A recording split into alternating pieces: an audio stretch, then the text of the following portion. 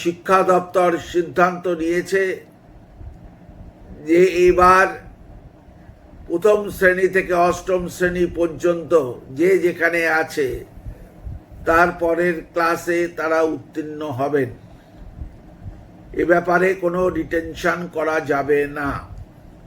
আবার বলছি যে প্রথম থেকে অষ্টম শ্রেণী পর্যন্ত যারা আছেন তাদের পরবর্তী ক্লাসে প্রমোশন দেওয়া হবে, পাস করানো হবে, কোনো ডিটেনশনের ব্যবস্থা থাকবে না।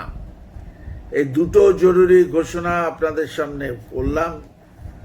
অন্যদিকে ক্লাস 9, 10, 11, 12 নিয়ে আমাদের শিক্ষা দপ্তর একটা কর্মসূচি ঘোষণা করবার চেষ্টা করছে যাতে পড়াশুনোটাকে অব্যাহত রাখা যায় প্রযুক্তির মাধ্যমে, এবং ইমেল বা ওয়েবসাইট এমনকি দূরদর্শনের মাধ্যমেও যদি করা সম্ভব হয় তা নিয়ে আমরা পরিকল্পনা রচনা করছি।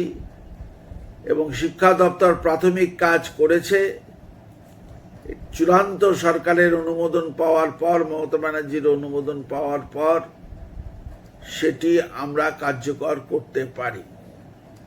সুতরাং এই দুটি অত্যন্ত গুরুত্বপূর্ণ সিদ্ধান্ত আপনাদের জানাচ্ছি, সংবাদ মাধ্যমকেও জানিয়ে দিচ্ছি, তারা যেন এই দুটো সিদ্ধান্ত সম্পর্কে অত্যন্ত সহানুভূতিমূলক সিদ্ধান্ত গ্রহণ করে তাদের নিজস্ব যে মিডিয়াম তাতে ব্যবহার করেন।